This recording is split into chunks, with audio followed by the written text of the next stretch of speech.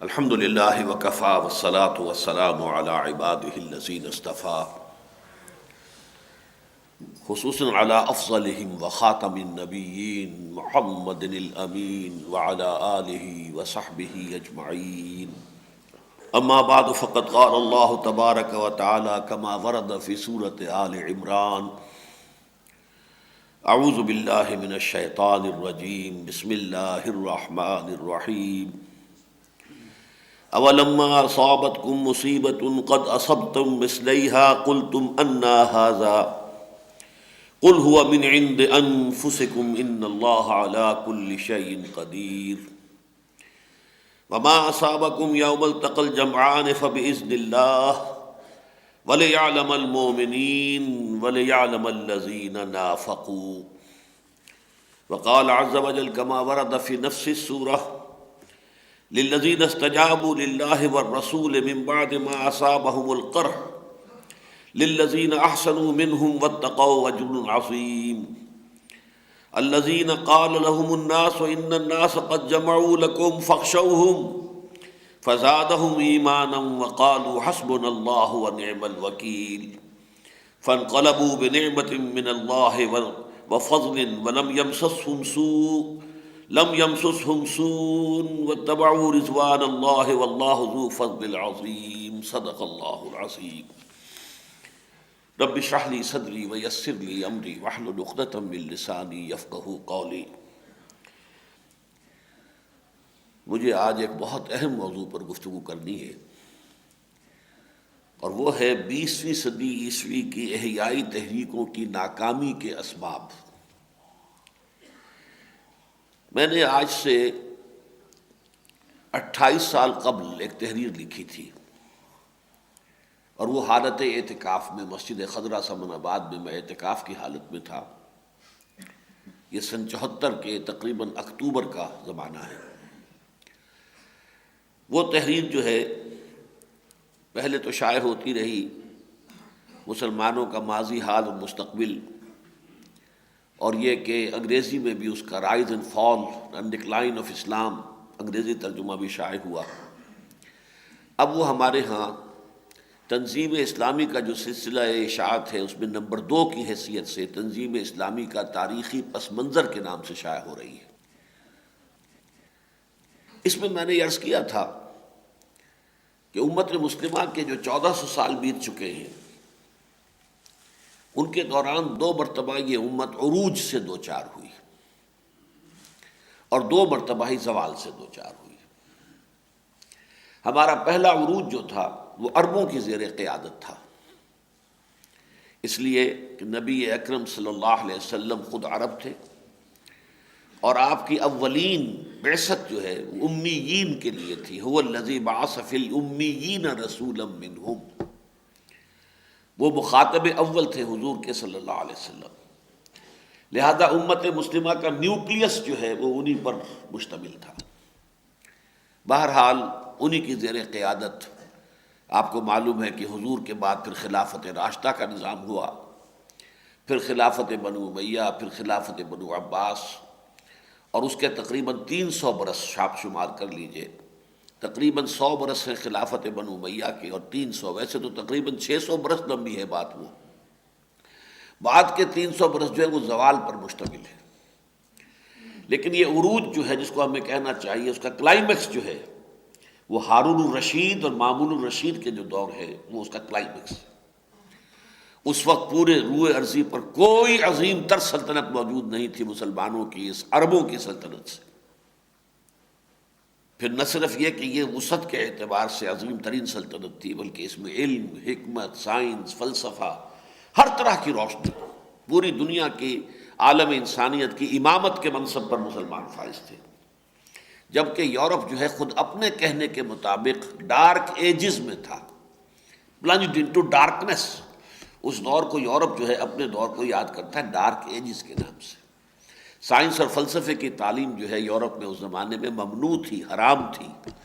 جس شخص کے گھر سے سائنس کی کوئی کتاب نکل آئے اس کو جلا دیا جاتا تھا زندہ، جس کے گھر سے فلسفے کی کوئی کتاب نکل آئے اسے زندہ جلا دیا جاتا تھا۔ اس طرح مذہبی تشدد پوپ کا تھا۔ بہرحال پہلا عروج مسلمانوں کا عربوں کے زیر قیادت تھا۔ اس کا نقطۂ عروج میں نے عرض کیا کہ مامون الرشید اور ہارون الرشید کا دور ہے، پھر زوال شروع ہوا۔ ہر کمال راز زوال ہے، یہ قانون فطرت بھی ہے، ہر انسان پر بھی جوانی کے بعد بڑھاپا آتا ہی ہے، قوموں پر بھی آتا ہے۔ اسپینگلر کا فلسفہ تاریخ یہی ہے کہ قومیں اور تہذیبیں جو ہیں وہ بھی انسانوں کے مانند بیہیو کرتی ہیں۔ جیسے انسان پیدا ہوا، پھر جوان ہوا، تکڑا ہوا، اس کے اندر قوت ہے اور اس کے اندر عزم ہے، ولولہ ہے، پھر ہوتے ہوتے وہ ادھیڑ عمر کو پہنچا، اعضاء ڈھیلے پڑے، پھر بوڑھا ہو گیا۔ تو اسی طرح تہذیبیں بھی ابھرتی ہیں اور گر جاتی ہیں، قومیں بھی ابھرتی ہیں اور گر جاتی ہیں۔ تو یہ مختلف جو ہے ادوار آتے بھی ہیں، لیکن اسلامی کسی تہذیب پر یا اسلامی کی علمبردار کسی قوم پر جو یہ زوال آتا ہے وہ اسلام سے دوری کی بنا پر۔ حضرت عمر رضی اللہ تعالیٰ عنہ سے جو حدیث مروی ہے، مسلم شریف میں موجود ہے کہ حضور نے فرمایا ان اللہ یرفع بہذا الکتاب اقواما ویضع بہ آخرین، اللہ تعالیٰ اب اسی کتاب کی بدولت قوموں کو ابھارے گا، اٹھائے گا، باب عروج تک پہنچائے گا، اور اسی کو پیٹھ دکھانے کی بنا پر انہیں ذلیل و رسوا کر دے گا۔ بہرحال عرب ذلیل و رسوا ہوئے، اس لیے کہ دو اس کے کلائمیکس جو ہے اس کو شمار کر لیجئے کہ سب سے پہلے کروسیڈرز نے آ کر گت بنائی، لاکھوں مسلمانوں کو قتل کیا، یروشلم چھین لیا، 88 برس تک صلیبیوں کا قبضہ رہا کروسیڈرز کا۔ کھونے والے عرب تھے، واپس لینے والے عرب نہیں تھے۔ عرب جو ہیں ان کے اندر اخلاقی زوال کی وجہ سے اور تعیشات کی وجہ سے، دنیا پرستی کی وجہ سے، نفس پرستی کی وجہ سے وہ قوت نہیں رہی تھی، قوت مقاومت وہ نہیں رہی تھی، لہذا واپس لینے والا کرد خون تھا، صلاح الدین ایوبی رحمۃ اللہ علیہ کرد۔ اس کے بعد اس سے بھی بڑا حادثہ جو ہوا وہ تاتاریوں کا ہوا، کروڑوں مسلمان قتل ہوئے۔ یہ کروڑوں میں محاورتاً نہیں کہہ رہا، بالکل لٹرلی کہہ رہا ہوں، کروڑوں انسان مسلمان قتل ہوئے۔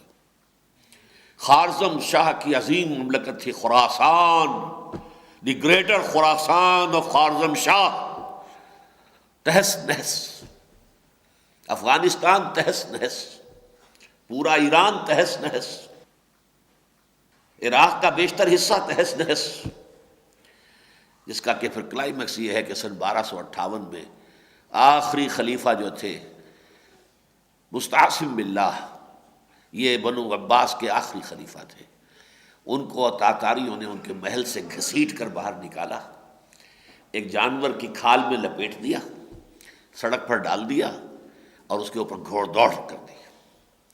یہ حشر ہوا ہے خلیفہ مستعصم باللہ کا۔ کہا تھا اس پر جو ہمارا اس وقت کا جو شاعر قومی سب سے پہلا کہہ دیجئے کہ وہ تھا، اس نے کہا تھا آسماں را حق بود گر خوب بارد بر زمیں بر زوال ملک مستعصم امیر المومنین، شیخ سعدی رحمۃ اللہ علیہ۔ بہرحال یہ عربوں کا عروج، عربوں کا زوال۔ دوسرا عروج اب یہ ہے جو معجزانہ طور پر شروع ہوا، وہی تاتاری جنہوں نے کروڑوں مسلمانوں کو قتل کیا تھا ایمان لے آئے، معجزہ ہے عیاں فتنہ تاتار کے افسانے سے، پاسماں مل گئے کعبے کو صنم خانے سے۔ یہ سارا علاقہ جو آج کا ہے یہ ازبکستان ہی سے آیا تھا نا، بابر اسی علاقے سے ہو کر آیا تھا۔ تاجکستان، ازبکستان، یہ ترکمانستان، قازقستان، یہ پھر اس کے علاوہ جو چینی ترکستان، یہ پورا علاقہ جو ہے اس کے اندر جو قبائل آباد تھے یہ سب تاتاری ہیں۔ ان کو نام مختلف دے دیے گئے، کبھی ترک کہہ دیا جاتا ہے، کبھی مغل کہہ دیا جاتا ہے، لیکن یہ اصل میں نسل ایک ہے، ایک ہی سٹاک ہے۔ نو انسانی کی جو نیشنز کے درمیان تقسیم ہوتی ہے تو سٹاکس، تو یہ سٹاک ایک ہی ہے۔ تو ان کے ذریعے سے جو عروج ہوا، ترکان تیموری ہندوستان میں، ترکان صفوی ایران میں، ترکان سلجوقی مڈل ایسٹ میں، ترکان عثمانی، یہ چھوٹا سی ایک حکومت تھی عثمان خان ایک تاتاری سردار تھا جس کی چھوٹی سی حکومت ایشیائے کوچک میں قائم ہوئی تھی۔ ایشیائے کوچک سے مراد کیا ہے؟ ایشیا مائنر، ترکی کا علاقہ، اناتولیا جس کو کہتے ہیں، اناتولیا۔ ترکی کا تھوڑا سا حصہ وہ ہے کہ جو یورپ میں ہے، استنبول تو اسی میں ہے نا، قسطنطنیہ اسی میں ہے، وہ ایشیا کا شہر نہیں ہے، وہ در حقیقت یورپ کا شہر ہے۔ لیکن پہلے یہ ایشیا میں ایک چھوٹی سی ریاست تھی عثمان خان کی، اس نے پھر جو فتوحات کی ہیں، اور پھر جس طریقے سے کہ پھر ترک Ottoman Empire, the great Ottoman Empire, عظیم سلطنت عثمانیہ، یہ عثمان حضرت عثمان نہیں ہے رضی اللہ تعالیٰ عنہ، بلکہ یہ ترک سردار عثمان خان در حقیقت، اس سے یہ عثمانی آٹومان امپائر ہے۔ پھر 400 برس تک خلافت بھی انہی میں رہی۔ یہ دوسرا ہمارا عروج کا دور تھا۔ پھر اس پر بھی زوال آیا، جب محل بننے لگے، عیاشیاں ہونے لگیں، جو کچھ دنیا میں محلات میں ہوتا ہے وہی ہونے لگا۔ کوہ قاف کا سارا نسوانی حسن جمع کر دیا جائے اپنے اپنے حرم کے اندر، اور ناؤ نوش کی اور رقص و سرود کی محفلیں برپا ہونے لگے، تو کیا ہوگا؟ پھر زوال آیا۔ یہ زوال سیکنڈ جو آیا ہے ہم پر، یہ آیا ہے یورپین امپیریلسٹ پاورز کے ذریعے سے، کولونیل پاورز۔ سب سے پہلے ہسپانیہ ختم ہوا، 1492 فال آف گرناڈا، غرناطہ کا سقوط۔ اس کے بعد جو کچھ 6-7 سال کے بعد جو سیلاب آیا ہے، تو انڈونیشیا، ملائیشیا سب ختم۔ پھر انگریز آ گئے، فرانسیسی آ گئے، ہندوستان پہ قبضہ ہوتا چلا گیا۔ ہوتے ہوتے پچھلی صدی کے آغاز میں پہلی جنگ عظیم کے خاتمے کے بعد عالم اسلام کا نقشہ کیا تھا؟ Great Ottoman empire just vanished from the map of the world. ذرا نوٹ کیا کیجئے یہ چیزیں، یہ جو پچھلی صدی تھی 20ویں صدی عیسوی، یہ اس اعتبار سے بڑی عجیب ہے۔ اس کے آغاز میں دی گریٹ آٹومان امپائر جو 3 بر اعظموں پر پھیلی ہوئی تھی، سارا شمالی افریقہ، سارا مغربی ایشیا اور سارا مشرقی یورپ، 3 بر اعظم وینشڈ۔ چھوٹا سا ملک ترکی رہ گیا، اللہ اللہ خیر صلی اللہ، جہاں سے چلے تھے وہیں آ گئے۔ اور اس کے آخر میں آ کر دی گریٹ USSR وینشڈ، جس کی بنا پر کبھی لرزہ براندام تھا امریکہ۔ امریکہ کانپ رہا تھا روس کے خوف سے، اس لیے کہ 2 اعتبارات سے اس نے وہ پیش رفت کر لی تھی کہ امریکہ کے پاس اس کا علاج تھا ہی نہیں۔ ایک طرف وہ خلا کی تسخیر میں آگے نکل گیا، ایسٹروناٹ سب سے پہلے اس نے بھیجے۔ ظاہر بات ہے ٹیکنالوجی کی انتہا ہے یہ، لہٰذا اس کے اندر امریکہ سے بہت آگے نکل گیا۔ سٹار وارز کی باتیں ہو رہی تھی، امریکہ کانپ رہا تھا کیا ہوگا اگر رشیا بس ہمارے اوپر USSR حملہ کرے گا، خلا سے تو ہم کیا کریں گے، وہ تو خلا میں پہنچ گیا۔ اور دوسرا ہتھیار اس کے پاس ایک نظریہ تھا، ایک نظام تھا، کمیونزم، غریبوں کے لیے جس میں کشش تھی۔ اس کا بھی کوئی توڑ امریکہ کے پاس نہیں تھا، لہذا خوف زدہ تھا۔ بہرحال لیکن ختم ہوا۔ تو یہ 20ویں صدی عیسوی کے شروع میں the great Ottoman empire vanished from the map of the world, اور اس کے اواخر میں آ کر the great USSR vanished from the map of the world. بہرحال یہ پہلی جنگ عظیم کے بعد سلطنت عثمانیہ کے خاتمے سے گویا کہ ہمارا دوسرا زوال اپنے عروج، اپنے زوال کی انتہا کو پہنچ گیا۔ لیکن اس کے بعد سے جہاں ہر کمال راز زوالے ہے، وہاں یہ بھی قانون قدرت ہے کہ جزر کے بعد مد بھی آتا ہے۔ سمندر پیچھے ہٹتا ہے، اسے ہم جزر کہتے ہیں، پھر آگے بڑھتا ہے، اسے ہم مد کہتے ہیں، مد و جزر۔ لیکن یہ کہ اس پچھلی صدی کے ربع اول کے آخر پر جو نقشہ تھا عالم اسلام کا، وہ اتنا مایوس کن تھا، اتنا مایوس کن تھا، اتنا مایوس کن تھا کہ قومی شاعر حالی رحمہ اللہ، اس نے یہ 2 شعر کہے جو کلیجے کو پار کر دینے والے ہیں۔ پستی کا کوئی حد سے گزر نہ دیکھے، اسلام کا گر کر نہ ابھر نہ دیکھے، مانے نہ کبھی کہ مد ہے ہر جزر کے بعد، دریا کا ہمارے جو اتر نہ دیکھے۔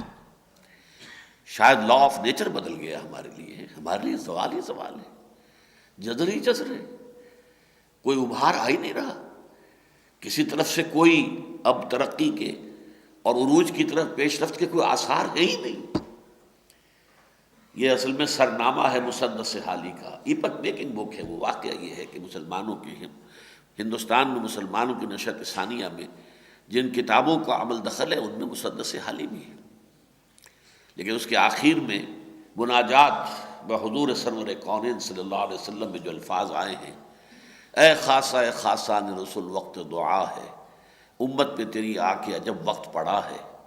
وہ دین جو بڑی شان سے نکلا تھا وطن سے، کس شان شوکت سے عرب سے نکلا تھا اسلام، پردیس میں وہ آج غریب الغربا ہے، آج وہ غریب الغربا ہو کر رہ گیا۔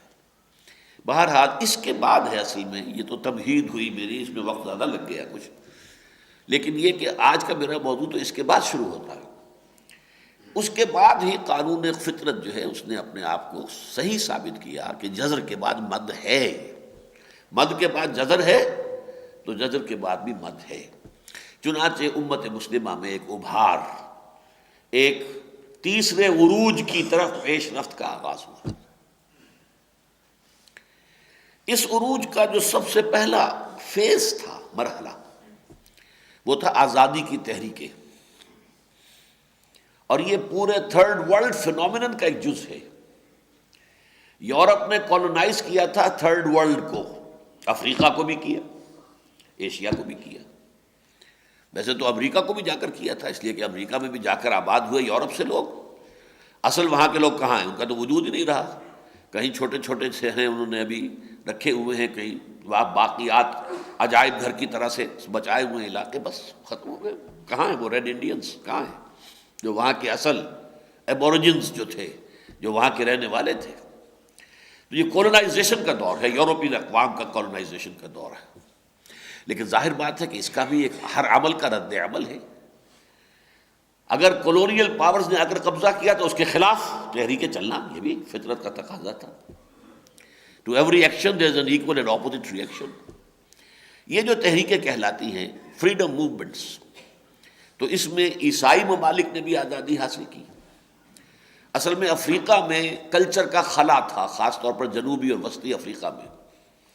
اسلام جو ہے وہ شمالی افریقہ میں تو پینیٹریٹ کر گیا تھا، کچھ وسطی میں بھی، لیکن جنوبی تک نہیں پہنچا تھا، وہاں وہ خلا تھا۔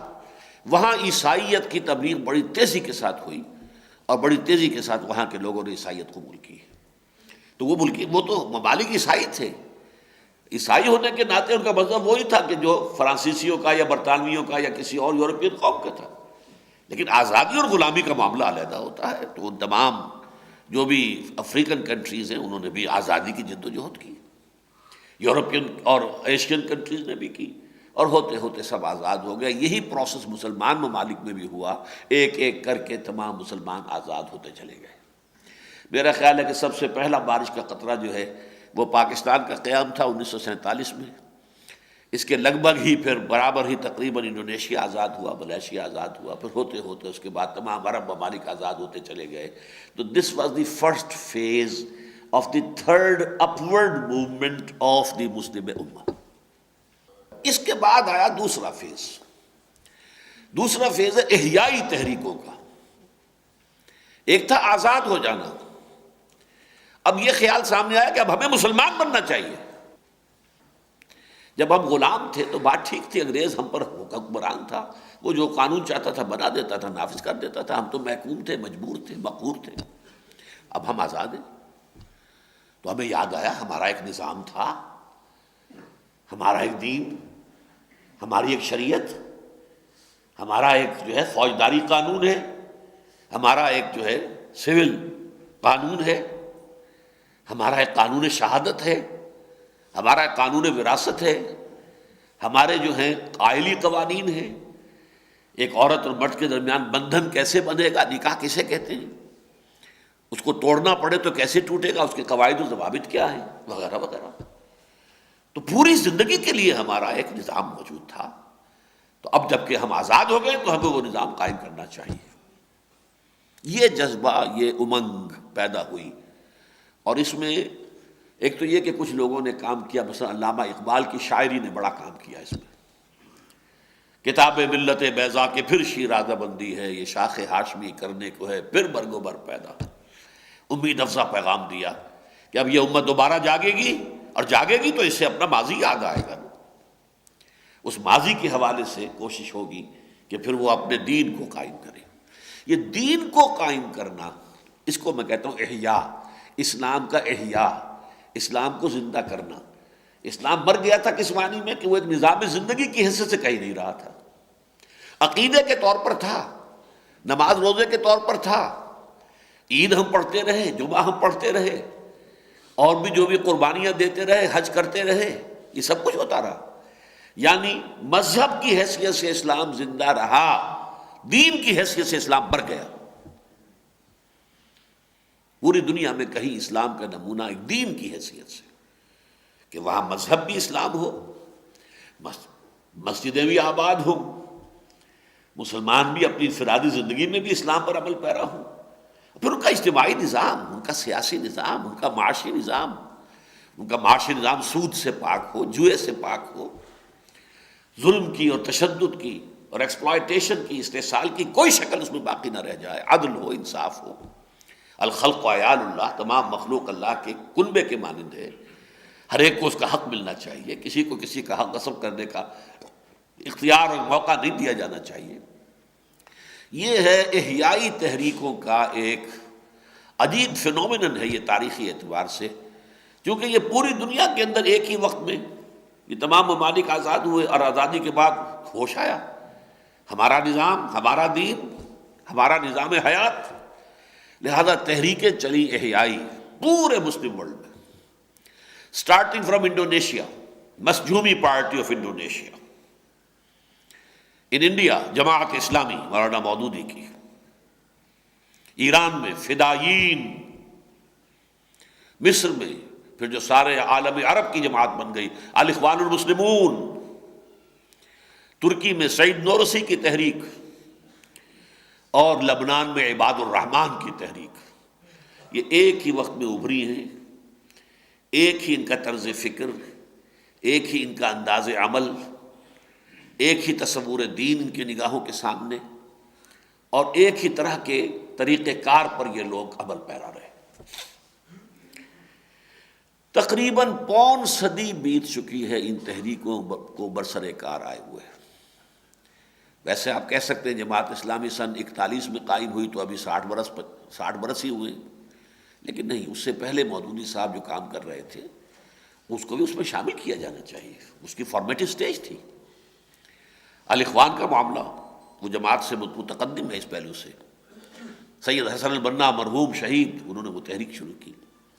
یہ تحریکیں تقریباً ایک ہی وقت میں، اور پون صدی کے لگ بھگ جو ہے زمانہ بیت چکا ہے، لیکن بہت بڑا لیکن، صد افسوس، افسوس پھر صد افسوس، اولا لک فاولا ثم اولا لک فاولا، کسی جگہ بھی ان تحریکوں کو کامیابی حاصل نہیں ہوئی۔ یہ ایک بہت بڑا مسئلہ ہے، لمحہ فکریہ ہے، غور و فکر کی بات ہے۔ کیوں؟ کیا وجہ؟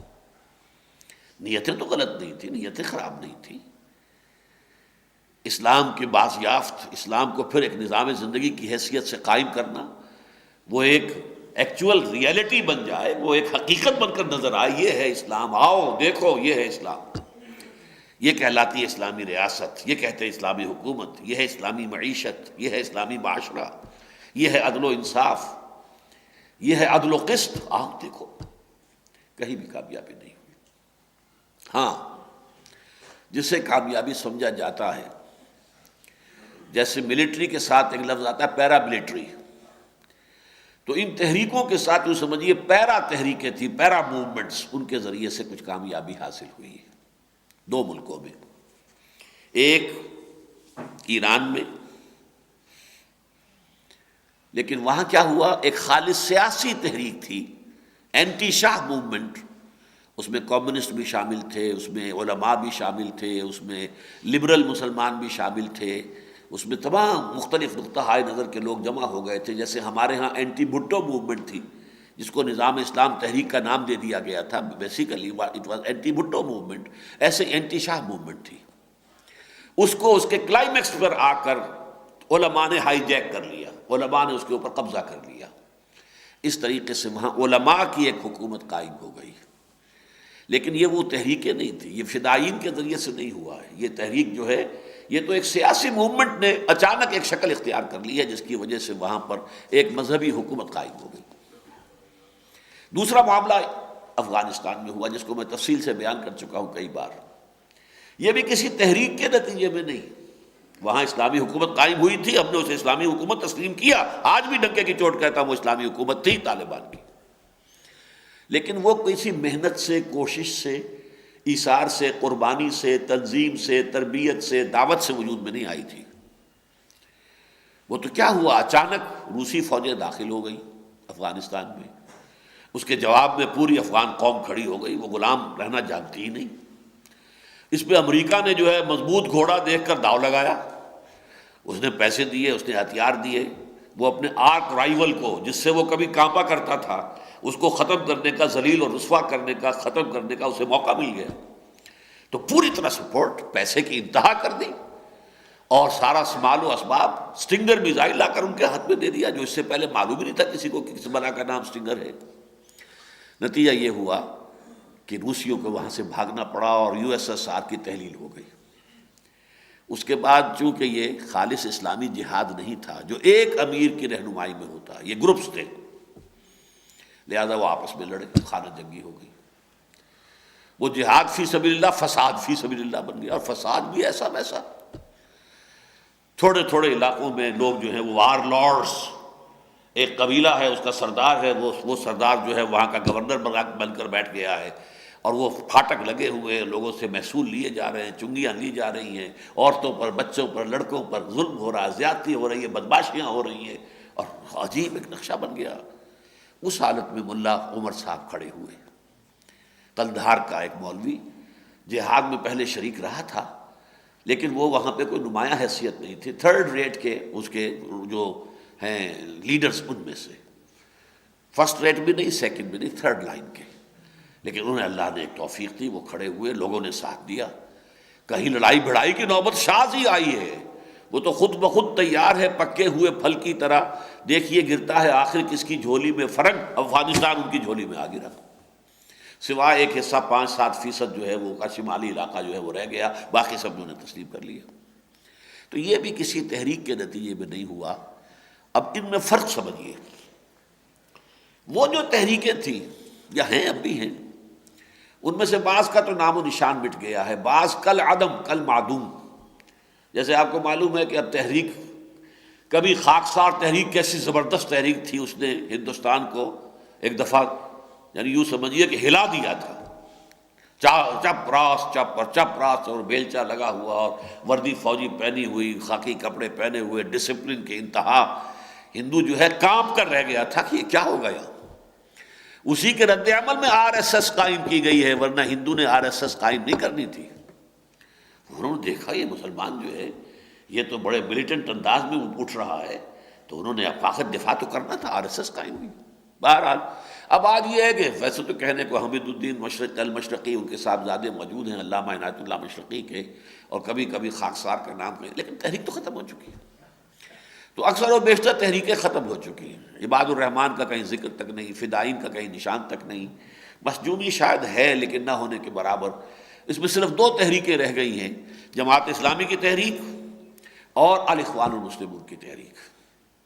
الاخوان عالم عرب میں بیشتر ممالک کے اندر موجود ہیں، جماعت اسلامی بھی 5-6 ملکوں میں موجود ہے، پاکستان کی جماعت اسلامی ہے، ہندوستان کی جماعت اسلامی ہے، بنگلہ دیش کی جماعت اسلامی ہے، پھر 2 جماعتیں جو ہیں جماعت اسلامیہ وہ کشمیر کی ہیں، ایک ادھر کی انڈین ہیلڈ کشمیر میں جماعت اسلامی ہے، ایک پاکستان کے پاس جو آزاد کشمیر ہے اس میں جماعت اسلامی ہے، ایک سیلون میں بھی جماعت اسلامی ہے، سے امریکہ میں بھی ایک حلقہ ہے جس کا نام اکنا ہے، اسلامک سرکل آف نارتھ امریکہ، وہ جماعت اسلامی ہی کے لوگ ہیں لیکن انہوں نے نام وہاں جماعت اسلامی نہیں رکھا۔ تو تحریک موجود ہے اور وہ اس کا ڈھانچہ، کافی بڑا ڈھانچہ موجود ہے، اس طرح اخوان کا بھی بہت بڑا ڈھانچہ موجود ہے، لیکن کامیابی کہیں نہیں ہوئی۔ ان دونوں جماعتوں میں، ان تحریکوں میں جو چیز مشترک ہے وہ یہ نوٹ کر لیجئے، یہ تحریکیں فقہی اختلافات اور کلامی اختلافات عقائد کے ان سے بالا تر، ان بحثوں میں نہیں پڑتے۔ آپ حنفی ہیں، حنفی ہیں، ٹھیک ہے، آپ مالکی ہیں، شافعی ہیں، جو بھی ہیں، آپ سلفی ہیں، ٹھیک ہے، گو ایٹ۔ اسی طریقے سے عقیدے میں کسی کے ہاں اگر عقیدہ جو ہے اشاعرہ والا ہے تو بھی ٹھیک ہے، ہاں معتزلہ والا تو نہیں چلے گا، لیکن یہ کہ باقی ماتریدیہ کا چل جائے گا، کوئی حرج نہیں، گو ایٹ۔ تو ان میں ایک تو یہ کہ ان میں کوئی فرقہ واریت نہیں، ان سے بالا تر۔ اور نمبر دو یہ کہ اسلام کا ایک یقین کہ اسلام ایک مکمل نظام حیات ہے، یہ یقین ان تحریکوں کی جڑ میں ہے، بنیاد میں ہے، اور اس کے غلبے کے لیے جد و جہد کرنا لازم ہے۔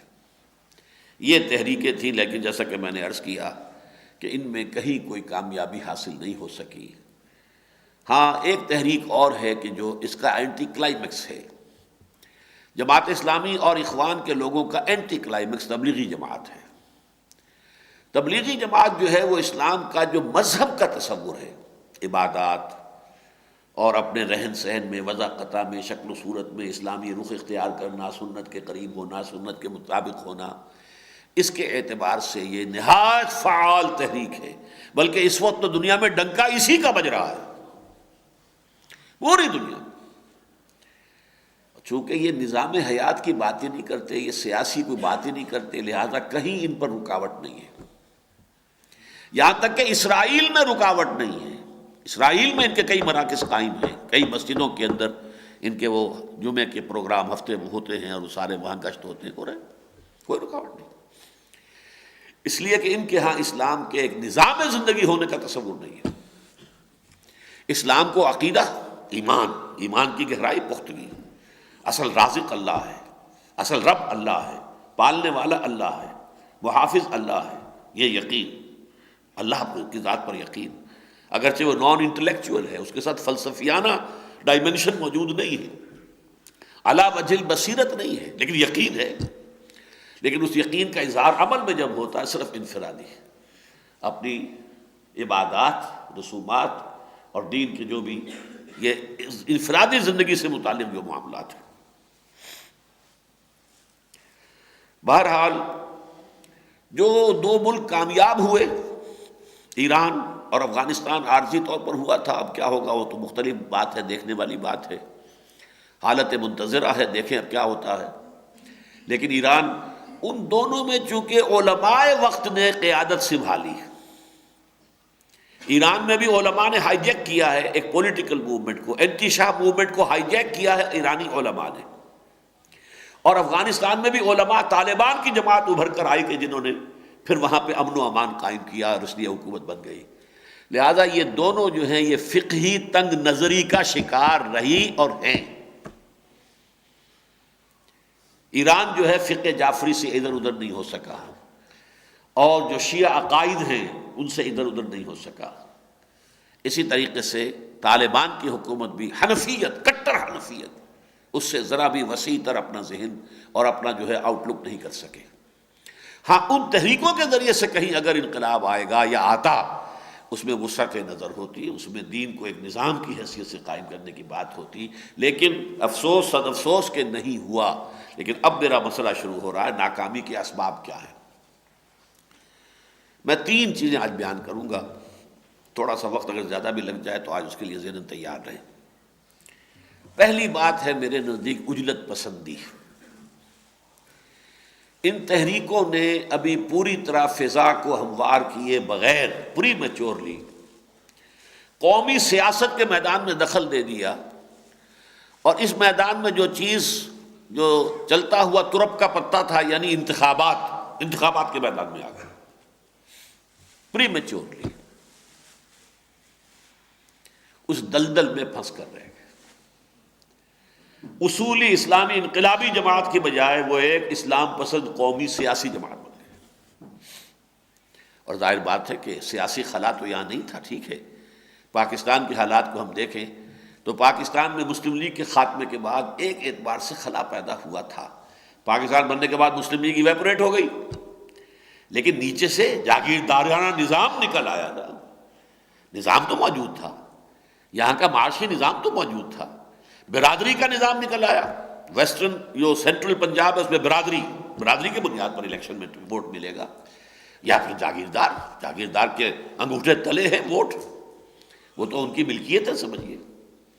لیکن یہ کہ اس کا نتیجہ یہ نکلا کہ پاور پالیٹکس میں انتخاب میں آ کر یہ جیسے کہ جماعت اسلامی پاکستان جو دلدل میں پھنسی ہوئی ہے، تنظیم ہے خاصی بڑی ہے، ورکرز ہیں، نظم ہے، ان کا آفیسز کا پورا جال موجود ہے، انفراسٹرکچر موجود ہے، سب کچھ ہے، لیکن ہاتھ پلے کچھ نہیں۔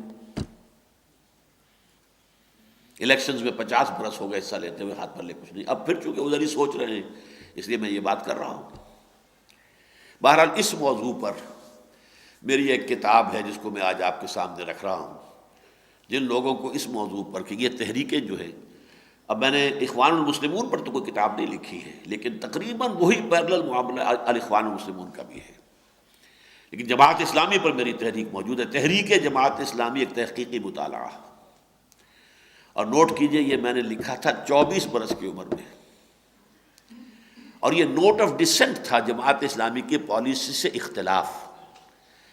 I wrote it when I was a member of Jamaat Islami, میں رکن تھا جماعت اسلامی کا، اور منٹگومری کی برانچ جو تھی جماعت اسلامی کی اس کا امیر تھا، اور جماعت اسلامی میں ایک دستور ساز اسمبلی بنی تھی دستور پر نظر ثانی کرنے کے لیے، اس کا رکن تھا۔ میں ایکٹیو ورکر تھا جماعت اسلامی کا۔ تب میں نے اس وقت اس حالت میں اپنا ایک نوٹ آف ڈسینٹ لکھا ہے کہ ہم غلط رخ پر آ گئے ہیں، ہم نے اپنی اصل اصولی اسلامی انقلابی حیثیت کو چھوڑ کر ہم نے ایک اسلام پسند قومی سیاسی جماعت کا روپ دھار لیا، and it will take us nowhere, اس کا کوئی نتیجہ نہیں نکلے گا، کچھ حاصل نہیں ہوگا۔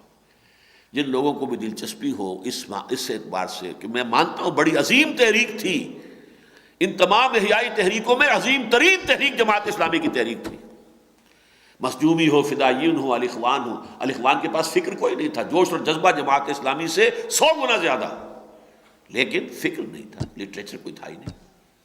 مولانا مودودی جو ہے وہ ایک بہت بڑے مصنف کی حیثیت سے پوری دنیا میں آج بھی ان کا لوہا مانا جاتا ہے، ان کا ایک فکر ہے، مرتب ہے، منظم ہے۔ آپ اختلاف کریں تو فکر سے اختلاف ہوگا نا، فکر تو ہے نا ایک۔ بہرحال جو حضرات بھی اس کتاب کو پڑھیں، میں خاص طور پر اس لیے کہہ رہا ہوں، 24 برس کی عمر میں جو میں نے کتاب لکھی تھی، آج 70 برس میرے پورے ہونے والے ہیں۔ 46 برس کے بعد بھی کہہ رہا ہوں، میں اس کے ایک ایک حرف پر مجھے آج بھی اتنا ہی یقین ہے جتنا اس روز یقین ہے۔ اب چاہے تو یہ کہہ لیں کہ میرا فکر اس وقت پختہ ہو چکا تھا، یا یوں کہیے کہ اس کے بعد میرا فکر جو ہے اوسیفائی ہو گیا ہے، متحجر ہو گیا ہے۔ میں جس جگہ قائم تھا اسی جگہ قائم ہوں کہ جماعت اسلامی ایک بڑی عظیم تحریک تھی، 90% وہ طریق انبیاء پر تھی، لیکن اس نے جو ٹرن لیا ہے پاکستان بننے کے بعد، اس نے اس کی حیت اور ماہیت ہی کو بدل دیا ہے۔ اب وہ ایک سیاسی جماعت بن کر رہ گئی ہے، اور سیاسی جماعت کے جو طریقے ہونے چاہیے وہ چونکہ اختیار نہیں کر رہے، طریقہ کار لے کر چلنا چاہتے ہیں پرانا انقلابی طریقہ تنظیم انقلابی، لہذا نہ ادھر کے رہے نہ ادھر کے رہے۔ کوا چلا ہنس کی چال، اپنی چال بھی بھول گئے۔ پہلا تو یہ مطلب ہے، پہلا سبب یہ ہے، یہی معاملہ وہاں بھی ہوا ہے۔ دوسرا سبب یہ ہے کہ ان تحریکوں میں ایمان پر وہ ایمفیسس نہیں ہے جو ہونا چاہیے تھا۔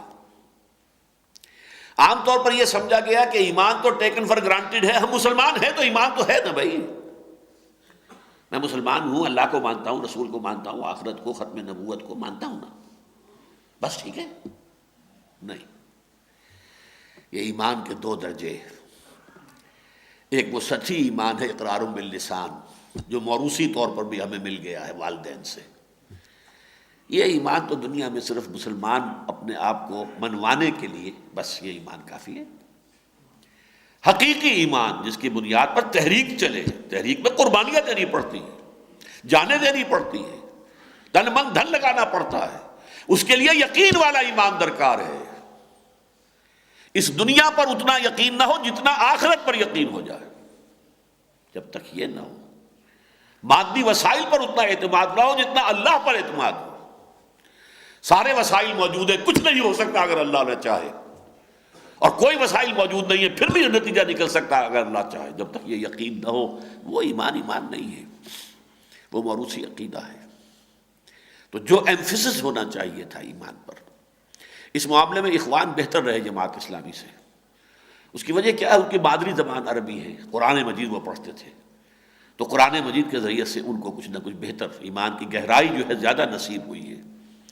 ہم لوگوں کا معاملہ یہ ہے، اور اس کی کوئی خصوصی مہم نہیں چلائی گئی کہ جماعت اپنے کارکنوں پر لازم کرے جو پڑھے لکھے لوگ ہیں کہ عربی سیکھیں، قرآن کو اپنی آنکھوں سے سیکھیں۔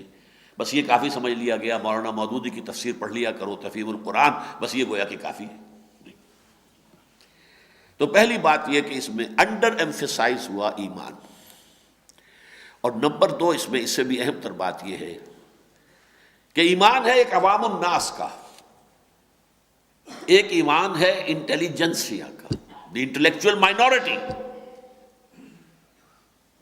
دی brain trust of the society.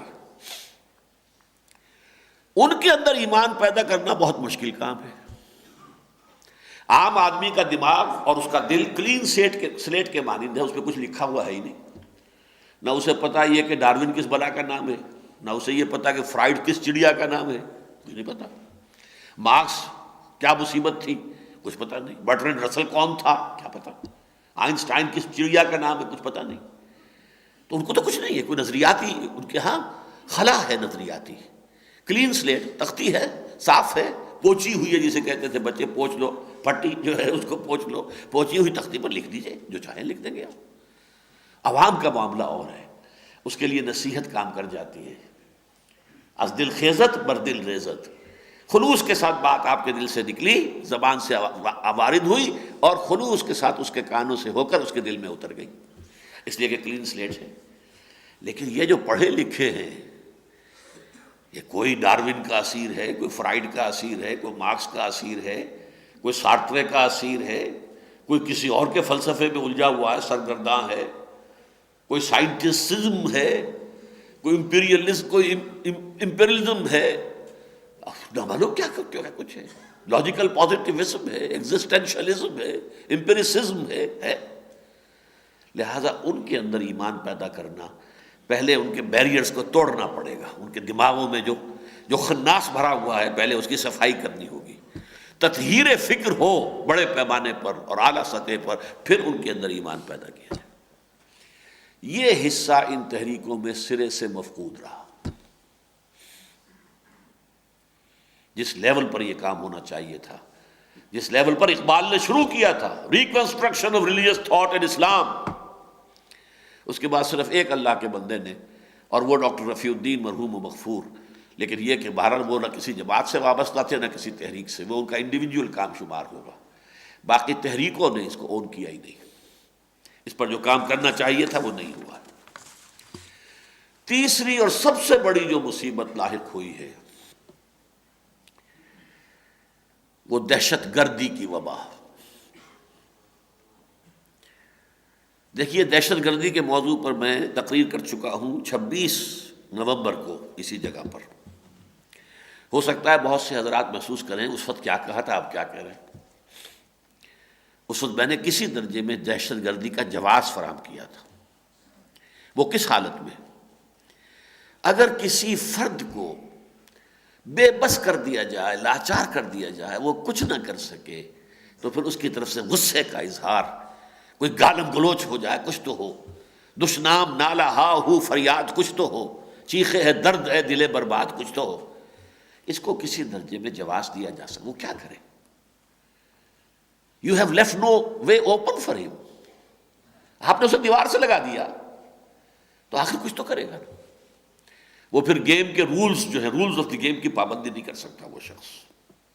اسی طرح کسی قوم کا اگر یہ حال ہو گیا ہو، گھیر لیا گیا ہو چاروں طرف سے، اسے نظر آ رہا ہو کہ ہمارا جو ہے قومی سطح پر انہیلیشن کا معاملہ ہونے والا ہے، شاید ایتھنک کلینزنگ ہو جائے گی، پیلسٹینینز کو تو یہ خطرہ ہے اس وقت، we shall just be exterminated۔ اور دنگناتا ہوا اسرائیل جو ہے شیرون کی قیادت میں اس بات کی طرف بڑھ رہا ہے۔ اس حوالے سے کیا کریں؟ کچھ تو کریں گے۔ پی ایل او کی دہشت گردی کو ہم نے جواز دیا تھا، اور میں آج بھی جواز دیتا ہوں۔ کسی قوم پر اتنا ظلم کیا جائے، 2000 سال سے جو ایک قوم نکلی ہوئی تھی وہاں سے، اس ملک سے، اسے لا کر زبردستی وہاں پر ان کے سینے پر سوار کر دیا گیا اور ایک خنجر کی طرح پیوست کر دیا گیا۔ آخر کوئی تک ہے؟ کوئی انصاف؟ کہاں جائیں؟ یو این او ہے تو وہ ان کی لوڈی ہے تو بخت۔ امریکہ جو ہے وہ اسرائیل کو سمجھتا ہے اپنا لے بارک، بیٹا مانتا ہے، بلکہ بیٹے سے زیادہ باپ مانتا ہے، اپنا حقیقت کے اعتبار سے باپ مانتا ہے۔ تو یہ بات سمجھ لیجئے، عیسائی جو ہیں، آپ نے پہلے تو سنا ہوگا زائنسٹ صرف یہودی ہوتا ہے، کرسچین زائنسٹ وہ اسرائیلیوں سے زیادہ بڑھ کر اسرائیل کے سپورٹر ہیں، اور وہ کون ہے؟ کرسچنز ہیں، پروٹیسٹنٹ کرسچنز، ویسٹ۔ بہرحال یہ میرا اس وقت کا موضوع نہیں ہے۔ دہشت گردی کا اس درجے میں جواز کہ کوئی مجبور و مقہور قوم ہو یا فرد ہو، وہ کہیں اپنے رد عمل کے اظہار میں کوئی غلط حرکت کر بیٹھے تو اس کے لیے کوئی جواز ہو سکتا ہے۔ اس وقت جو میں بات کر رہا ہوں وہ دہشت گردی جو قیام اسلام یا احیاء اسلام کے لیے اختیار کی جائے، most unfortunate, most counter productive. یہ بات میں نے بہت مرتبہ کہی ہے، بہت مرتبہ کہی ہے۔ آج دو الفاظ جو ہیں وہ ایک دوسرے کے ساتھ جوڑ دیے گئے ہیں، مسلم فنڈامنٹلسٹ، ٹیررسٹ۔ ہر مسلمان جو اسلام کو دین سمجھتا ہے، صرف مذہب نہیں سمجھتا، ہی از فنڈامنٹلسٹ۔ ہاں، جو دین کی بات نہ کرے، مذہب کی بات کریں، they are ready to embrace them, come on. اسی لیے وہ کہتے ہیں ہماری لڑائی اسلام سے نہیں ہے، پولیٹیکل اسلام سے ہے۔ یہ اسلام کو نظام زندگی بنانا چاہتے ہیں، یہ ہمیں گوارا نہیں ہے۔ یہ ہمارے سیکولر نظام کے لیے تھریٹ ہے، یہ ہمارے گوارا نہیں ہے۔ یہ ہمارے جو سرمایہ دارانہ نظام ہے معیشت کا، اس کو یہ خطرہ ہے، یہ ہمیں گوارا نہیں ہے۔ یہ ہے اصل وشے۔ باقی تم رہو، نماز پڑھو، روزے رکھو۔ نماز جو ہے دن میں 5 کی بجائے 10 پڑھو، ہمارا کیا جاتا ہے؟ ہاں، ہمارے ہاں کام کرو گے 8 گھنٹے کام پورا کرنا پڑے گا، پیسے تبھی ملیں گے، ویج تبھی ملے گی۔ روزے 30 کے بجائے 60-70 رکھو سال کے اندر، ہمارا کیا جاتا ہے؟ رکھو، یہ کام کرنا پڑے گا۔ یہ ہے اصل میں بات۔ تو اسلام کے نفاذ کے لیے کوئی دہشت گردانہ انداز اختیار کرنا، یہ انتہائی خوفناک غلطی ہے جو ہوئی ہے۔ اس میں جس طریقے سے اس کو واضح کیا کرتا ہوں اسے آج سمجھ لیجئے۔ ہماری ان تحریکوں کا حشر کیا ہوا ہے؟ بدقسمتی سے پاکستان کی جماعت اسلامی اس سے بچ گئی ہے۔ یہ ایک اچھا فور پوائنٹ ہے۔ عام طور پر عرب ممالک میں جو ہوا، الاخوان کے زیر اثر، جب بیلٹ کے ذریعے سے راستہ رک گیا تو فوراً بلٹ، نتھنگ ان بٹوین، یا بیلٹ یا بلٹ۔ وہ جو فیض نے کہا ہے، جو کوئے یار سے نکلے تو سوئے دار چلے، وہ انتخابات کے ہنگامے سے نکلے تو بیلٹ، دہشت گردی۔ یہی ہوا مصر میں، الاخوان ہی میں سے ایک حصہ ٹوٹا، التکفیر والہجرہ، انہوں نے کلنگ شروع کیے، مرڈر شروع کیے۔ انوار السادات کو مارنے والے یہی تھے۔ اور میری ملاقات ہوئی تھی 79 میں جناب عمر تلمسانی جو مرشد عام تھے اس وقت، اب تو وہ بھی فوت ہو چکے ہیں، الاخوان المسلمون کے، انہوں نے بتایا کہ ہاں یہ ہمارے ہی لوگ تھے جو وائلنٹ ہو گئے، لیکن اب ہمارا ان سے کوئی تعلق نہیں ہے۔ انہی میں سے پھوٹی تھی حزب تحریر۔ حزب تحریر کا کام کیا ہے؟ فوجی انقلاب برپا کرو، فوج کے اندر انفلٹریٹ کرو، نہایت خطرناک طریقہ کار۔ اسی میں سے پھر یہ ہے ایک گماع اسلامیہ کے نام سے، جماعت اسلامی نہیں بلکہ وہ گماع، جو کہ مصر میں جیم کو گاف بولتے ہیں، گمال عبد الناصر، تو گماع اسلامیہ کہلاتے ہیں، جس کے لیڈر اس وقت امریکی جیل میں پڑے ہوئے عمر عبد الرحمن، یہ بھی ٹیررسٹ۔ ان چیزوں نے بہت شدید نقصان پہنچایا ہے عالم اسلام کے احیائی تحریکوں کو۔ آج ہماری عالم اسلام کی احیائی تحریکوں پر ٹیررزم کا جو لیبل چسپاں ہو گیا ہے، اس میں ہمارا اپنا دخل ہے۔ ہمیں اپنے گریبان میں جھانکنے کی ضرورت ہے۔ اسی لیے میں نے آج آیتیں جو پڑھی تھی، اولما اصابتکم مصیبۃ قد اصبتم مثلھا، غزوہ احد میں مسلمانوں کو چرخا لگا، 70 مسلمان شہید ہو گئے۔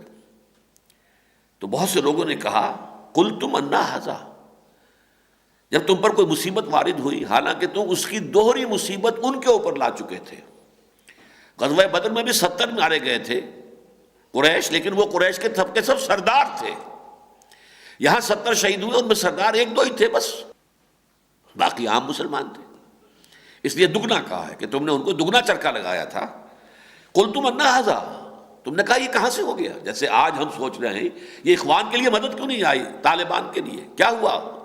ان کو فتح کیوں نہیں ہوئی؟ انہوں نے اسلامی حکومت قائم کی تھی تو فتح کیوں نہیں ہوئی؟ قل، انہوں نے کہا یہ کہاں سے یہ مصیبت ہم پر آ گئی؟ قل ہوا من عند انفسکم، اے نبی ان سے کہہ دیجئے یہ تمہارے اپنے طرف سے ہے، تمہاری اپنی جانوں میں سے نکلی ہوئی مصیبت ہے۔ تم نے غلطی کی تھی، تم نے ڈسپلن کو توڑا تھا، تم نے حکم کی خلاف ورزی کی تھی، اس کی سزا دی گئی ہے۔ ان اللہ علی کل شیء قدیر، ہاں اللہ تعالیٰ روک سکتا تھا، سزا نہ دیتا، یہ اس کے اختیار میں تھا، کنڈون کر دیتا، معاف کر دیتا، لیکن نہیں، اس کی حکمت، اس کی مشیت یہ ہوئی کہ تمہیں سبق سکھائے۔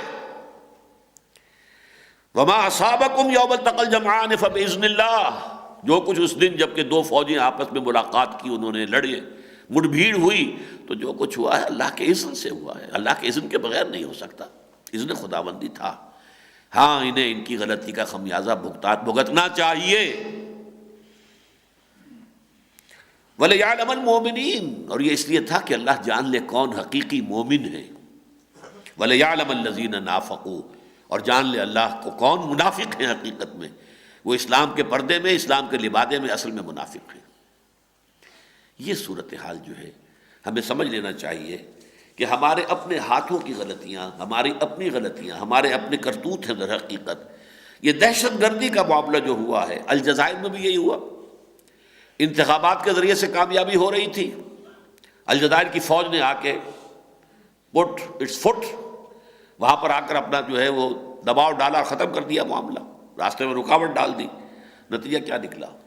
اب تشدد شروع ہو گیا، اب گرینیڈ پھینکے جا رہے ہیں فوجی دستوں کے اوپر، فوجی ٹرکوں کے اوپر، پولیس چوکیوں پر حملے ہو رہے ہیں۔ بہرحال اس کا نتیجہ کیا نکلا کہ وہاں پر اب یہ پوری تحریک جو ہے وہ تقریباً تحلیل ہو کر رہ گئی۔ اب آپ نوٹ کیجئے کہ طالبان نے ہرگز کوئی دہشت گردی نہیں کی، قطعاً نہیں کی، بالکل نہیں کی، اور کوئی الزام بھی نہیں ہے۔ دنیا بھی جو انہیں پر الزام لا رہی ہے وہ یہ کہ دہشت گردوں کی حمایت کی، دہشت گردوں کو پناہ دی، دہشت گردوں کو سپورٹ کیا، یہ نہیں کہ خود دہشت گردی کی۔ اس راستے میں وہ بالکل جو ہے بے گناہ ہے، انہوں نے اپنی سرحد کے باہر کوئی ایک قدم بھی نہیں اٹھایا۔ یہ طالبان کے 5-6 سال کی حکومت کا جو ہے کھلا ریکارڈ ہے، کچھ نہیں کیا۔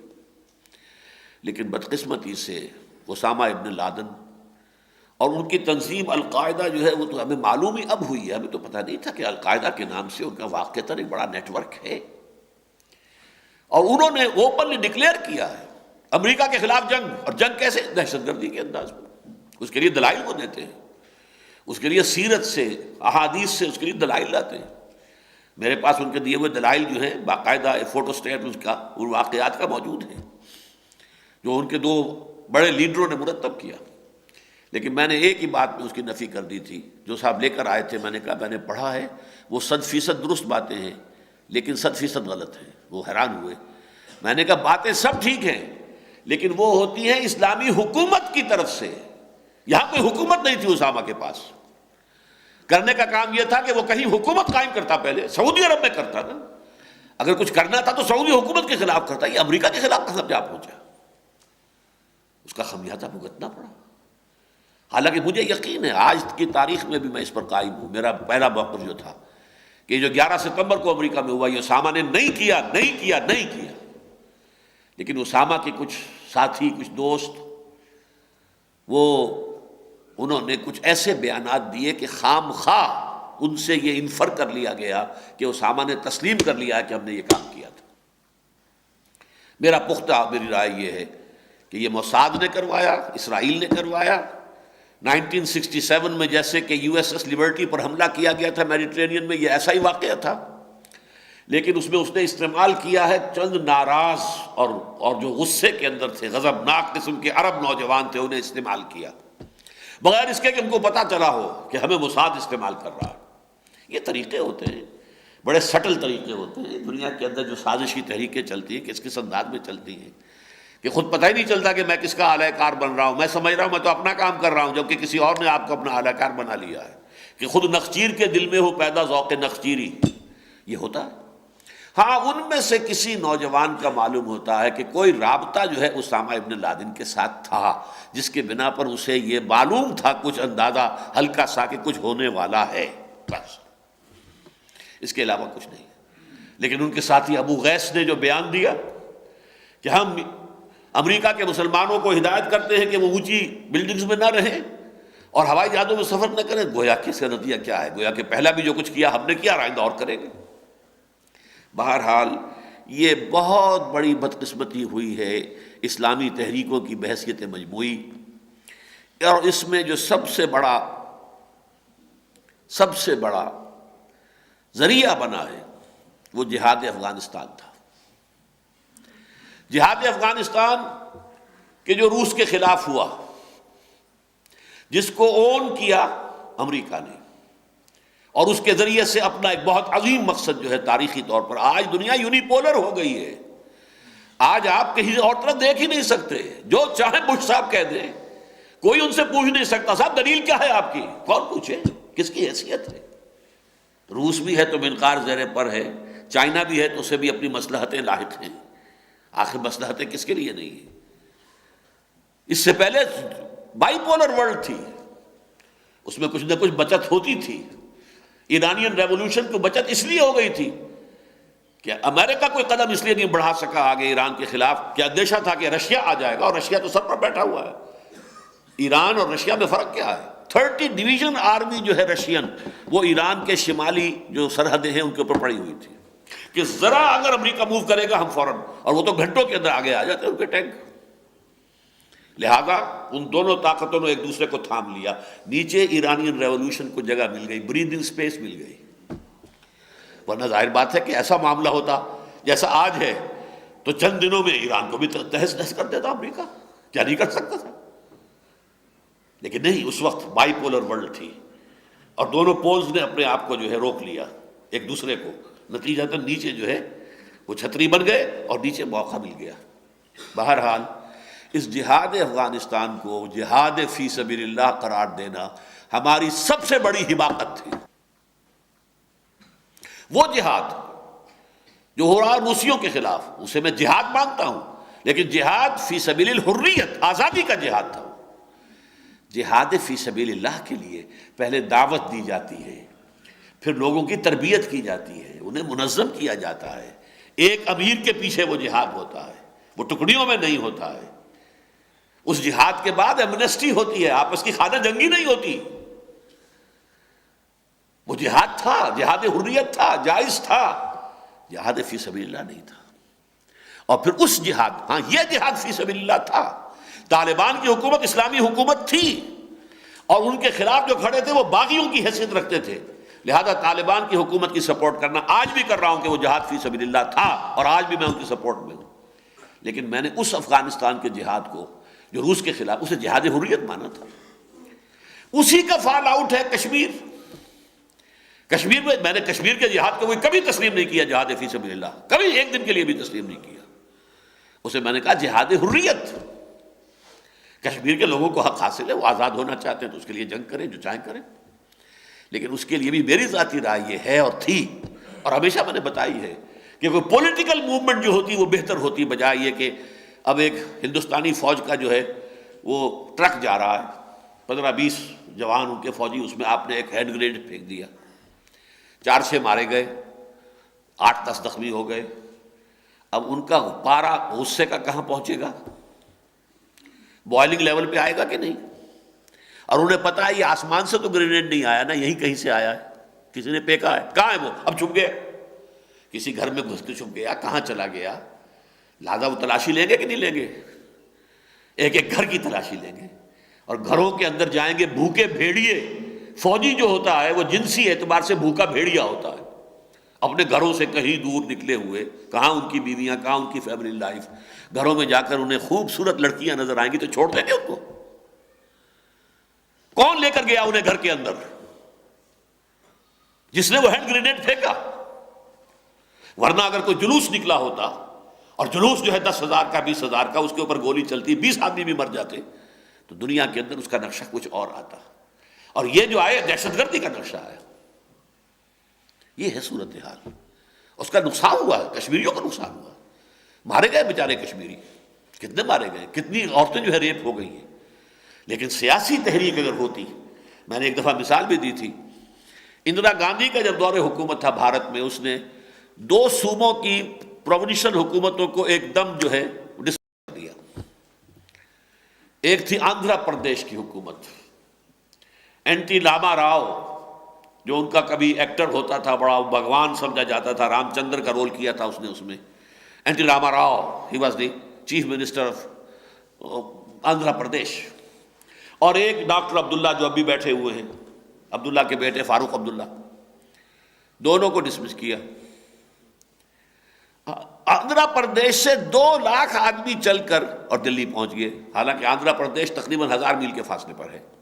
حیدرآباد ہے نا اس کا جو ہیڈ کوارٹر ہے، اور یہاں سری نگر کتنے فاصلے پر ہے؟ 400 میل ہوگا میکسیمم. وہاں سے 2 لاکھ آدمی آ گئے، یہاں سے ایک آدمی بھی نہیں گیا. انہوں نے جا کر گھیراؤ کیا سیکریٹریٹ کا، جیسے کہ یہاں شیعوں نے کیا تھا ضیاء الحق کے زمانے میں. بیٹھ گئے کہ ہم نہیں اٹھیں گے یہاں سے. Who are you to dismiss our government؟ ہم نے اپنے ووٹوں سے جو ہے اپنی پروونشل گورنمنٹ بنائی ہے. Who are you؟ وہ نہیں گئے وہاں سے جب تک کہ وہ ڈسمسل واپس نہیں ہو گئی اور بحال نہیں کر دی گئی این ٹی راما راؤ کی منسٹری. یہ ہوتا ہے پولیٹیکل پروسیس. اور کشمیر سے کیا ہوا؟ ڈاکٹر فاروق عبداللہ کا بہنوئی بخشی غلام محمد خود حاضر بھائی، حاضر ہوں حضرات، جو چاہیں اب میں خدمت کرنے کو تیار ہوں. یہ تو ہمارا حال ہے قومی سطح پر. سیاسی اعتبار سے کسی کی ایک کی جو ہے وہ نکسیر نہیں پھوٹی کہ ہماری حکومت کیوں ختم کر دی گئی. تحریک اگر وہاں ہوتی سیاسی، اس کے نتائج کچھ اور ہوتے. اس نے کچھ نہیں دیا. اب وہ حال جو سامنے آ رہا ہے، میری باتیں پہلے بڑی بری لگتی تھی لوگوں کو، یہاں جو ہے سمجھا جاتا تھا، میرے ساتھی کہتے تھے خدا کے لیے آپ یہ باتیں نہ کیا کیجئے پبلک کے اندر، لوگوں کے جو ہے احساسات ہیں اور لوگوں کی الرجیز ہیں. لیکن میں نے ہمیشہ کہا ہے الحمدللہ زندگی میں اسی بات کے اوپر تو میں جو ہے اگر لفظ فخر کرنا غلط نہ ہو تو فخر کرنے کو بھی تیار ہوں کہ ہمیشہ جو دل کی بات تھی وہ کہی ہے میں نے. مجھے اس سے غرض نہیں ہے کہ کسی کو پسند آتی یا نہیں آتی. میں نے کبھی اسے جہاد فی سبیل اللہ نہیں مانا. جہاد حریت وہ بھی کشمیر کے لوگوں کے لیے، یہاں کے لوگوں کے لیے نہیں. یہاں کے لوگوں کے لیے جہاد یہ کہ یہاں اسلام قائم کرو، یہ جہاد ہے.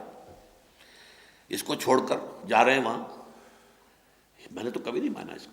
بہرحال تیسری جو بڑی ایکسائٹنگ کاز بنا ہے اور جو فوری بنا ہے اور سب سے بڑی بدقسمتی کا بنا ہے، وہ دہشت گردی کا ایکویٹ ہو جانا، لازم و ملزوم ہو جانا، یہ احیائی تحریکوں کا اس رخ پر پڑ جانا. اب یہ گویا کہ ہمارے اپنے طرز عمل، غلط طرز عمل کی وجہ سے مغرب کو موقع مل گیا ہے کہ اس طریقے سے اب وہ فنڈامنٹلزم، اور یعنی فنڈامنٹلزم مراد کیا؟ وہ اسلام جس میں کہ پورا دین ایک نظام زندگی کی حیثیت سے مطلوب و مقصود ہو، اور جو اسلام کا غلبہ چاہتا ہو، وہ اسلام اب دشمن. اسی لیے وہاں کے دانشور کیا کہہ رہے ہیں، بلکہ وہ سیاسی لوگ کہہ رہے ہیں we are not against Islam, we are not going to fight against Islam, we want a war within Islam. اسلام کے اندر جنگ ہونی چاہیے. اسلام میں ایک ہیں آرتھوڈاکس ٹائپ لوگ، بیچارے مذہب سے واقف ہیں، صرف وہ دین وین کو نہیں جانتے. ہم چاہتے وہ لڑیں ان سے جنہوں نے اس کو سیاسی رنگ دے دیا ہے، جو یہ چاہتے ہیں کہ اسلامی نظام حکومت قائم ہو، جو چاہتے ہیں کہ اسلام کا نظام معاشرت و معیشت قائم ہو. یہ لڑیں آپس میں اور ہم سپورٹ دیں گے. یہی وجہ تبلیغی جماعت پر تو کوئی پابندی نہیں، کہیں نہیں، کوئی رکاوٹ نہیں. میں نے آپ سے عرض کیا اسرائیل میں نہیں اور کہاں ہوگی. وہ تو میں نے آپ سے عرض کیا کہ وہ تو امریکہ کا باپ ہے، وہاں نہیں ہے تو اور کہاں ہوگی. بہرحال اب جو صورتحال ہے، میں بس چند منٹ اور، اب پوری مغربی دنیا اور اس کے جو بھی مشرقی حلیف ہیں، اس لیے کہ جاپان ظاہر بات ہے کہ مشرق میں رہتا ہے، مغرب تو نہیں ہے، پوری مغربی دنیا اور اس کے مشرقی حلیفوں نے اعلان عام کر دیا ہے جہاد کا، جنگ کا، اگینسٹ فنڈامنٹلسٹ اسلام. وہ اسلام جو ریاست قائم کرنا چاہتا ہے، وہ اسلام جو ایک نظام زندگی کی حیثیت سے غالب آنا چاہتا ہے، اس کے خلاف ان کا اعلان جنگ ہے. نان پولیٹیکل اسلام سے ان کو کوئی جنگ نہیں ہے. اب صدر مشرف صاحب کی جو تقریر آئے گی وہ اسی رخ پہ آئے گی۔ جہادی تحریکوں کا خاتمہ، فنڈامنٹلسٹ اور ان کے حوالے سے جو بھی یہ اسلام کو ایک پولیٹیکو سوشو اکنامک سسٹم سمجھنے والے لوگ ہیں، ان کے خلاف اب اقدامات ہوں گے۔ اس میں سوال یہ ہے، اور اس معاملے میں اب جو گٹھ جوڑ قائم ہو رہا ہے، صدر صاحب تو بڑی آسانی سے توبۃ النصوح کر لیں گے، پہلے بھی کر چکے ہیں۔ فل یو ٹرن انہوں نے لیا افغانستان پالیسی میں، پوری ڈٹائی کے ساتھ، پوری بے شرمی کے ساتھ۔ تو ظاہر بات ہے انہیں کیا مشکل ہے، وہ جہاد انہوں نے کہا تھا جہاد حریت اور ہے، فنڈامنٹلزم اور وہ ٹیررزم اور ہے، سارا اسی پر انہوں نے ابھی تک تو راگ الاپا تھا، لیکن اب اپنا تھوکا چاٹنا پڑے گا۔ آج نہیں تو کل نہیں تو پرسوں تقریر آ جائے گی، اب اسے ڈسون کریں گے لا محالہ، جہادی تحریکوں کو ختم کریں گے۔ اس کے بغیر سوال ہی پیدا نہیں ہوتا۔ جتنا بڑا آرمی کا بلڈ اپ کیا ہے بھارت نے، اس کی تاریخ میں کبھی ایسا نہیں ہوا۔ جتنا بڑا ٹیکس لگا دیا ہے اس نے تو اپنے آپ کو پورے طور پر یہ کوئی گوشہ چھوڑا ہی نہیں ہے، اپنی تیاری کے اندر کوئی کسر کوئی کمی کسی پہلو سے کسی کوشش سے رہنے نہیں دی، لہذا وہ پوری قیمت وصول کر کے ہٹے گا۔ وہ 20 آدمی مانگ رہا ہے، وہ لے گا، اور آپ دیں گے۔ آپ جب طے کر چکے ہیں کہ سب سے پہلے اسلام، پاکستان کو بچانا ہے تو بچا لو، بچانے کا طریقہ یہی ہے، اور اس سے بھی آگے بڑھ کر آپ کو ہاتھ دھونے پڑیں گے اپنے ایٹمک صلاحیت سے بھی۔ اس کے بغیر اسرائیل کبھی نہیں مانے گا۔ معاملہ آپ کا صرف بھارت سے نہیں ہے، بھارت اسرائیل گٹھ جوڑ۔ اس وقت اسرائیل جو ہے سب سے زیادہ سوفسٹیکیٹڈ چیزیں جو ہے بھارت کو اسرائیل دے رہا ہے، یہاں تک کہ امریکہ کو کہنا پڑا کہ فلاں چیز مت دو، حالانکہ امریکہ سپورٹ پر ہے، 100% سپورٹ پر ہے بھارت کے، لیکن اسرائیل اور امریکہ کا جو گٹھ جوڑ ہے اسرائیل اور بھارت کا، وہ تو بے انتہا چھو چکا ہے بلندیوں کو۔ اور تازہ ترین خبر یہ ہے کہ اسرائیل اور بھارت کا گٹھ جوڑ اب ایران کے خلاف بھی ہے، اب اقدام جو ہے ایران کے خلاف بھی ہوگا۔ وہ جہاز پکڑ لیا گیا ہے جس میں 50 ٹن اسلحہ تھا، اسرائیل نے پکڑا ہے، اور یہ کہہ رہے ہیں کہ یہ اسلحہ جا رہا تھا فلسطینی اتھارٹی کے لیے، پیلسٹینین اتھارٹی کے لیے، اور آیا ایران سے ہے، اور امریکہ نے بھی کہہ دیا ہاں ہمارے پاس قابل وثوق ذرائع سے یہ بات جو ہے کنونس ہم ہو گئے ہیں کہ یہ واقعتاً ایران سے آیا تھا اور یہ جا رہا تھا فلسطینیوں کے لیے۔ اس کو بہانہ بنانا کون سا مشکل ہے، اور اب ایران پر حملہ کرنے میں کوئی چیز رکاوٹ نہیں ہوگی۔ اب روس سامنے آنے والا نہیں ہے، روس کے اندر ہمت ہی نہیں ہے، وہ تو کھڑا ہی نہیں ہو سکتا، سر اٹھا کر کھڑا نہیں ہو سکتا۔ لہذا حالات، ایک زمانہ تھا، آپ لوگ بھی گواہ ہیں کہ میں کہا کرتا تھا کہ یہ جو دجالیت اور نیو ورلڈ آرڈر کا سیلاب آ رہا ہے، اس کا مقابلہ 3 ملک یکجا ہو جائیں تو کیا جا سکتا ہے، پاکستان، ایران اور افغانستان، PIA۔ لیکن ہوا کیا ہے، ایک ایک کر کے مارا ہے، پہلے افغانستان کو مارا ہے اور ہمارے ذریعے سے مروایا ہے۔ میرا یہ خیال ہے کہ دوسرا نشانہ اس وقت ہم ہیں۔ آپ نہیں کہہ سکتے یقین کے ساتھ کہ جو کچھ بھارت کر رہا ہے وہ خود کر رہا ہے یا اسے کروایا گیا ہے یا اسے کروایا جا رہا ہے۔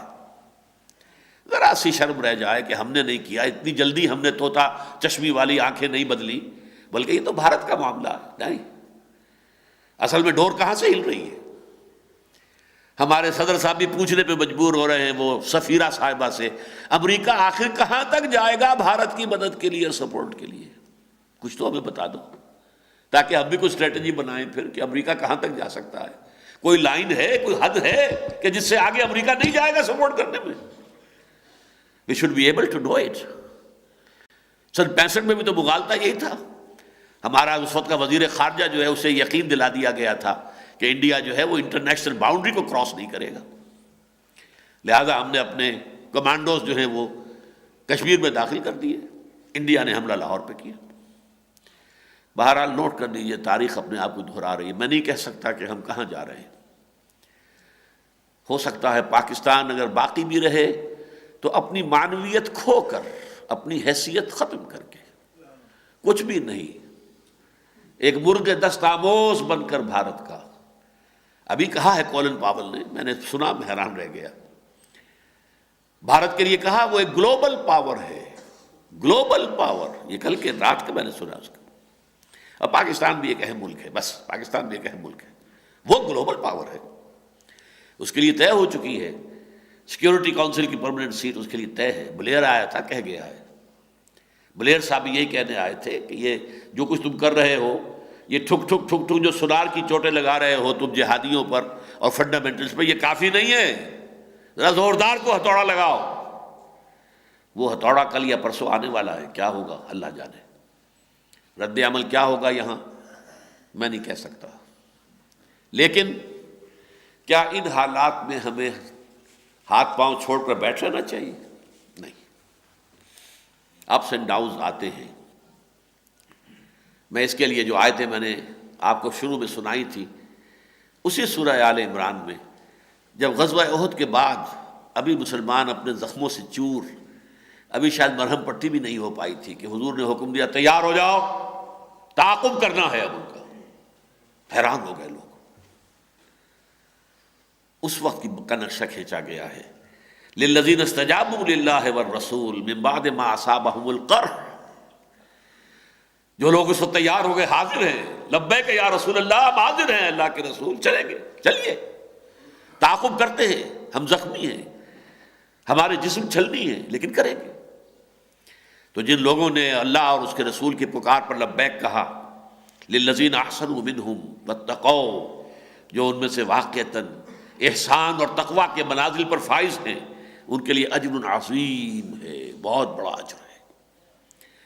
الذین قال لهم الناس، وہ لوگ کہ جن سے کہا لوگوں نے، ان الناس قد جمعوا لکم، لوگ تمہارے خلاف جمع ہو گئے ہیں، بہت بڑی جمعیت آ رہی ہے، اے اہل یثرب ڈرو، فخشوہم، تو ان سے ڈرو. لیکن ان اہل ایمان کا رد عمل کیا تھا؟ فزادہم ایمانا وقالوا حسبنا اللہ ونعم الوکیل. ان کے ایمان میں اضافہ ہو گیا اور انہوں نے کہا کہ ہمارے لیے اللہ کافی ہے اور وہ بہترین ہے جس پر کہ اعتماد کیا جائے. فانقلبوا بنعمت من اللہ وفضل، تو اللہ کے انعام و فضل سے ایسے لوٹ کر آئے، لم یمسسہم سوء، انہیں کوئی برائی نہیں پہنچی. واتبعوا رضوان اللہ، انہوں نے اللہ کی رضا جوئی کو، اسی کو اپنا مقصد نصب العین بنایا. واللہ ذو فضل عظیم، اللہ بڑے فضل والا ہے. ہمیں بھی اس اونچ نیچ سے مایوس ہونے کی بات نہیں. یہ فصل امیدوں کی ہمدم اس بار بھی غارت جائے گی. سب محنت صبحوں شاموں کی اب کے بھی اکارت جائے گی. دھرتی کے کونوں کھدروں میں پھر اپنے لہو کی کھاد بھرو، پھر مٹی سینچو اشکوں سے، پھر اگلی رت کی فکر کرو، پھر اگلی رت کی فکر کرو. جب پھر ایک بار اجڑنا ہے، ایک فصل پکی تو بھر پایا، تب تک تو یہی کچھ کرنا ہے. کیا کرنا ہے اس پر انشاءاللہ آئندہ جو میں گفتگو ہوگی. اقول قولی ھذا واستغفر اللہ لی ولکم ولسائر المسلمین والمسلمات.